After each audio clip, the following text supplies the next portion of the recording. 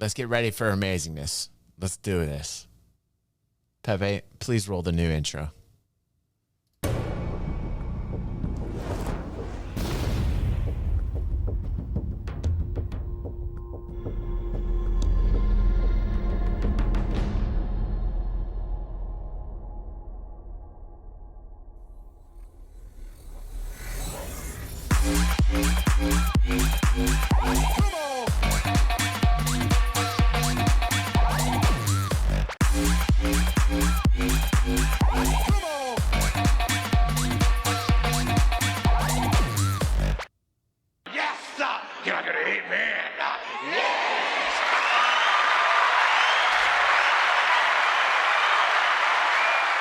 We're back. We've been waiting a whole month for the Inside Star Citizen review, and we are back with a new intro for the new season.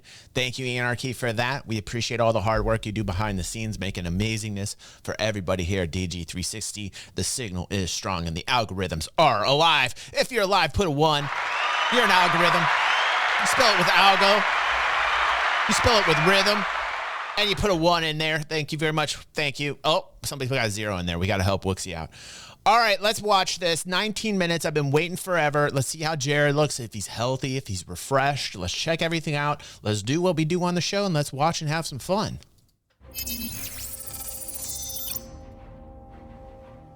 Welcome, everyone, to another episode of Inside Star Citizen, our weekly look at the behind-the-scenes development of what my mother calls that video game Jared's making whenever she explains it to her friends.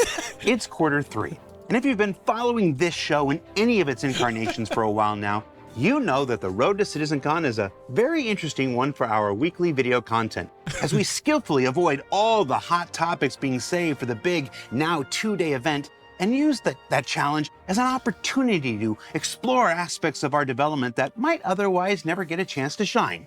It's an opportunity this quarter to look at how Rastar is being used to remaster existing UGFs in Alpha 320, to explore racing a little bit, and a new ship that readers of Jump Point magazine and our social media channels probably already know is on its way. An update to Claudius and how it's being used to create even more immersive environments heading your way, and then a spin around the whole VFX department to see what they're up to. Yes, Virginia, it's true, there will be fire. We can do all this and more as we navigate our journey to the big 2 days in October. But up this week, and my reason for sitting here at my desk, that helmet's dumping awesome. Just a little bit of SCL into our ISC, is to talk to Torsten and Jacob from the EUPU feature team about the prototyping process, how they test design and programming implementations at the earliest stages, and how it relates to munching, an important component of Salvage, what's going and on? my nightly routine just 20 minutes before I go to sleep. Torsten, Jacob, how you doing, people? Doing good. I am fine, thank you. I am fine. Thank you. So we are here talking about prototyping process. Before we get into it, give me the top level, just the LinkedIn version answer. What is a prototype and why do we do it? A prototype basically can have several facets in game development, and for us particular, it is always about gameplay, and in this particular case, it is about the technical, the technical problems that we might face and we might have to solve. So for that, we always use prototypes, and playtesting those prototypes is a crucial part in game development, where it is mainly used to prove theories, where the theory is either gameplay is fun, does it technically work? Is he German? And this is basically what the purpose of a prototype is. It sounds like a German Anything you want to add, Jacob? From more of a dev perspective, we hire tend to more take Germans. what the designer's vision is for gameplay, and then we've got to figure out how can we achieve that in the game. And just as often, that's not crystal clear from the start. So we have to try a few things and see what technical hurdles like John might Cruz's be younger brother. ahead of us that we're going to have to consider for the full development. So what we're going to do on this week's show, the first of our quarter 3 shows where things are a little bit different, we are going to look at a feature at the absolutely earliest stage. This is earlier than we've ever shown any feature ever, the prototype phase. Okay. What we're about to show you is not going to look good. It's not going to look pretty. It's going to be weird, poppy, and buggy. So we're just warning you Part of the ahead game before dev you take the experience. footage and put it in your YouTube videos. What is the prototype that we're going to look at right now, Jacob? We're going to be looking at the prototype for munching, the next tier of salvage.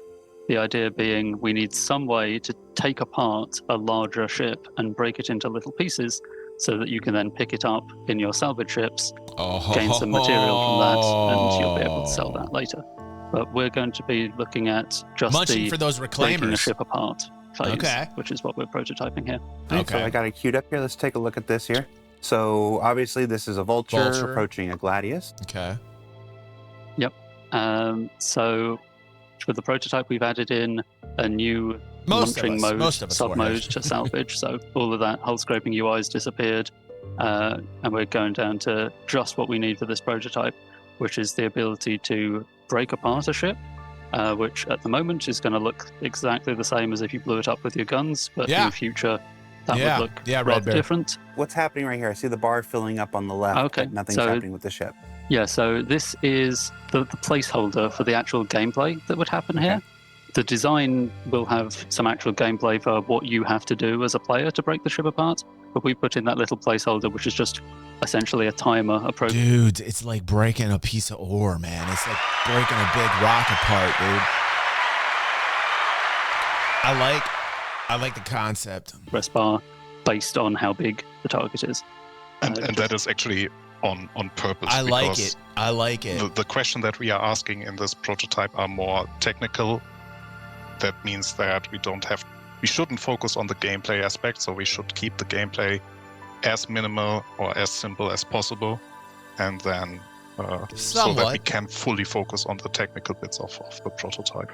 Okay, so we saw it. We saw it broken into some, what looked like normal debris. But now we got to break it into smaller, munchable stuff. So we'll go back to the video here. So breaking it into normal debris is stuff that you've seen before, but when we have this bigger part, it doesn't come apart into more pieces naturally. So in this prototype, we are just deleting the thing and replacing it with loads of tiny little placeholder pieces to act as the munched apart debris. What you're also seeing is a prototype for how you will get those pieces into your cargo, which is a little suction field that grabs those little pieces, drags them towards the grinder in the mouth of the vulture. Oh, wow. And from there, they're converted into cargo. Those little pieces that we saw are obviously not arted and everything. I want to remind people again, we've literally never shown anything in a prototype phase before, so forgive me for reiterating this 2 or 3 more times before we're done here. This is designer art, just small pieces to represent the mass and the size of stuff that we might be using. It's even worse. It's coda art. Yes, indeed. This is the programmer equivalent of a white box test, where I'm not even qualified to make white boxes, so I just rip off other assets that I found in the engine and just slap them together. So that's what this is. And obviously, without being a prototype, there's no VFX, there's no explosions, there's no beams, there's none of the things that would mask this transition that would normally happen, so that you don't see the pieces just pop in, like they're currently doing. Yes. All right, so that was done on your local machine, just you on your workstation doing. It's the very beginning. Let's go easy. That's why. The universe here. The next phase, as I understand it, is to test it in PU conditions, and we're going to go ahead and start this video because this video is going to go for a little bit. Tell me what we're doing here. Yeah, so I'll tell you what we're doing, and then we can discuss later why we're doing that. Exactly. What we're doing right here is I want to test worst case performance conditions. So I'm chucking in some console commands to load up or stream in several different landing zones at the same time. Because otherwise, me as just one player on the server, I wouldn't really be loading that much. I wouldn't be stressing the server. So I'm going to stress it quite a lot by loading up as many landing zones as I can think of off the top of my head, basically, until I see that server FPS count go appreciably lower. And then only once I've done that am I going to step into the actual gameplay test. I also noticed you've upgraded from a Gladius to an 890 jump. Yes, because when I think worst case for breaking a big thing into small things, I want the biggest possible thing, which is going to require lots and lots of small things. So, yeah, 890 jump is a good candidate for that. Okay. So, what are you typing here? Oh, yeah. I'm just typing in some comments for the other recipients of this video. You're feeling that too, aren't you, buddy? An internal video for it has to be words lately. Stuff. Do you often use console commands to leave notes for people? There are other ways, but it's the most convenient. So all right. So we've got the server simulating PU conditions. All the landing zones are loaded at once instead of streaming in and out like they would normally would. So it's actually worse than you would see on a normal PU. Indeed, and we're going to see that immediately. That this breaking the ship apart that we saw work so nicely in the editor. Well, I've really annoyed the server here because all of these pieces are, popping in a not so great way, and I make a bit of a sarcastic comment about it in the console. It's important to create these conditions, to test these things, not just in ideal conditions, not just the ideal universe of your own computer or even the PU when it's like first loads and nobody's in and everything's great. No, indeed. What I'm testing here is worse than we would hope it ever to be. We don't want it to ever be this bad, but we got to test it because it might be. All right, so here's where beams would be shooting out, starting to break the ship apart. Yeah, there'd be extra gameplay here, there'd be VFX or whatever, but in the editor version, we saw pretty much as soon as the big piece disappeared, all those tiny little bits turned up. Well, it's not going to go that way in this situation. We're going to be waiting quite some time for all those little pieces to turn up. Gotcha. And so while we're waiting for those pieces to turn up here, let's talk about what we learned from what we've learned from these tests so far. I like this episode. This is cool. Obviously, there's some performance stuff, but there's also some gameplay implications from what we've seen. Torsten, you want to talk us through it? Well, I can talk about some parts that we learned from, right? Sure.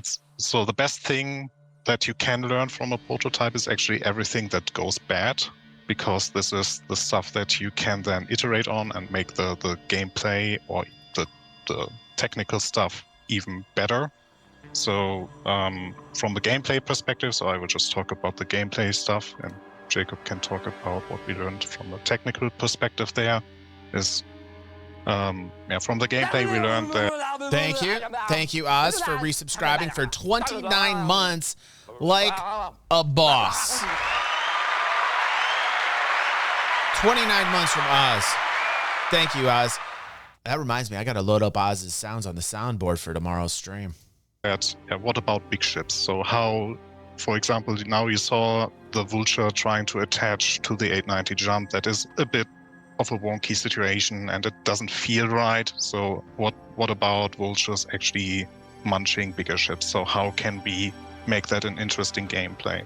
Then you saw in the first video what happens when the ship transitions into the smaller bits. So the masking is a huge topic that we have to solve so that it feels right and you don't notice that one element pops away and another element pops in.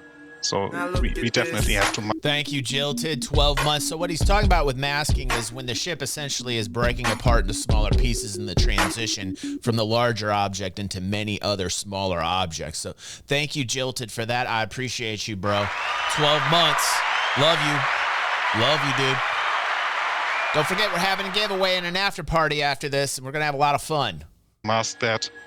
Then what you might have seen in the first part is the conversion of materials. I don't know if you paid attention to the filler station bar that basically fills the SCU crates in the backside of the Vulture, but that filled drastically faster than it would normally do with hull scraping. That means that it would be more painful for you to munch because you have to stand up from your seat more often, go down to the filler station, remove the boxes. So this is definitely an issue that we then have to solve because we...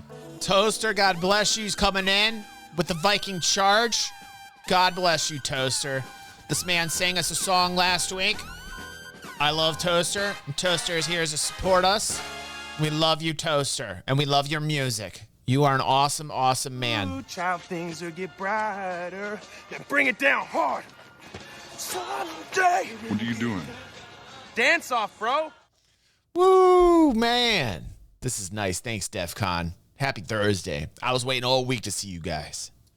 Really don't want to have this gameplay to be more tedious than it's has to be. So we have to find a solution how we can make it more like much nicer for the player to actually remove those crates there. Then the navigation around the pieces is also something that we notice isn't that fun. So we will probably utilize the tractor beams there because we are anyway working on all them. those credits floating in space. Maybe that makes it much easier for players instead of flying around and getting the pieces between the fork of the vulture and then having it disintegrate, but instead you pulling the pieces in with a tractor beam. The fork of the vulture is very limiting in terms of what pieces will fit. So this is also something we learned. And a big thing is which already is standing out is how can we make it look at that. fun and unique for the reclaimer. So we just were looking in the prototype at the vulture, and the big question that our team was asking in the end of that prototype was like, okay, how can we facilitate the claw and the uniqueness visuals or the uniqueness in general of the reclaimer to actually facilitate that gameplay and have it stand out and be meaningful and fun. All right, so a lot of gameplay, gameplay implications from just that little prototype. Jacob, what was your takeaway? Come on. From the tech perspective, I'm looking at things like the performance and also just what am I going to have to account for to achieve the designer's vision here? And I know that we're going to want things like the time that it takes to destroy something to be somewhat proportional for its size and mass. But from the initial prototype, I could already see that a bigger piece taking longer. It already takes a few seconds with the Gladius. If we're going to scale that up and scale up the time as well proportionally to a big target, we're going to have to think about what equation are we going to use. What is the guy to scale behind him that. playing? Limitless asked a good question. What is the guy behind him doing? Let's see. Is he? What is he doing? What is that, Limitless? That was a good question, man. To a big target, we're going to have to think about what equation are we going to use for scaling that, so that it doesn't take you ages, like sitting there for minutes to break something apart. I got to think about how I'm going to hook in the visual effects and the audio. What dependencies am I going to need to This is awesome. get involved? I'm glad Speaking they did of, this. judging time, the entity system is taking a little bit of time to spawn all the spawn debris. We've been talking. This is still going at the moment. Obviously, there's going to have to be some optimization work there with the entity system. This is kind of what we've got with PES is that it's not quite as quick to create entities as before we had PES. And we have all sorts of great stuff that comes with PES. So this is just a small limitation that we have to learn to work around. But it tells us that gameplay ideas that we had before PES might need some adaptation in order to work efficiently Fingers. in the post-PES world. So speaking of which, let's go back to the video. I think we're about to get the entity spawns What's up, now. DY? We looking good, Yeah, buddy? they We should looking be good? While we've Should been be here talking. any moment now. Yes. There we go. There we go. And a bit of a flicker as they come in, but they're finally here. So yeah, this tells us, well, in this worst case scenario, this performance is obviously unacceptable. We're going to have to do something about this. So we are thinking about how can we change our approach? How can we optimize what we've got? Discussions in various different directions. But this is a key takeaway from this prototype, because if it had gone differently, if we tried this and the pieces turned up in just a few seconds or so, then we'd have known that this approach on the whole was probably acceptable, and with a little bit of optimization, it'd work. But that's not what happened. The stuff took minutes to arrive, and that means we have to do some more serious rethinking about how we're going to approach this. The vision and the basically the acceptance criteria our directors define, they they are still untouched, right? So those are still to be fulfilled. And even the overall vision that we as the team defined for how that gameplay should play out, those will be like, those are already set in stone because we all agreed on those. But how the actual gameplay then plays and feels, this is still affected by the prototype. A prototype like this. Yes, we need more Germans. We need more Germans. Yes, sir. You're gonna eat me. The more Germans we have, the sooner it will get finished. Is really perfect for stepping in early and making sure that every tick box on our acceptance criteria I have a is Hughes met. and Kettner half stack for my guitar, and it's a beautiful piece of German machinery. I think we all have a real desire and responsibility towards testing these things as often and as early and under as much duress as possible as we work to stabilize the PU and make it a more enjoyable experience going forward. So, Torsten, Jacob, thank you. Thank you for hanging out with us today. Thank you very much. Thank you. Bye. Bye-bye. That was cool. That was cool.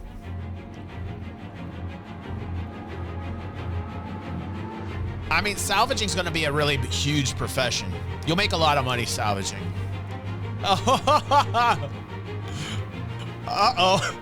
Hey, dude, turn around. Something's happening to your ship, dude. Dude.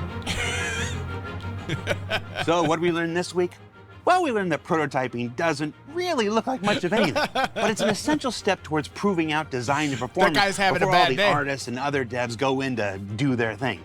That it's just as important to prove out good ideas That was and good funny. paths What's to up, take you? as it is to encourage developers to seek out another way towards success. Yeah, me and too, that it's Limitless. important to continue refining not just the features and content being made, but the very way that we test those things. Earlier and earlier. That's a good episode. And That was a under solid scale of episode duress. coming back. For I like Inside that. Star Citizen, I'm Jared Huckabee. Thank you for letting us share the process of game development with you, and we'll see you all here next week.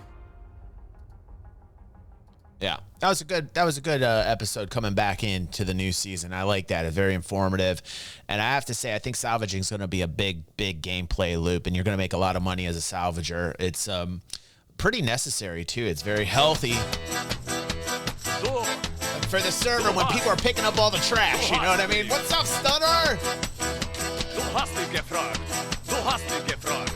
Du hast dich gefragt. Und ich hab nicht gesagt. Thank you, Stunner. Don't forget, everyone, we are having an amazing giveaway at our after party. If you're watching on YouTube, I'm so sorry that you missed it live here, but we will be calling a winner. So don't worry, if you're a YouTube member or a patron, you will be entered into this amazing wheel of awesome.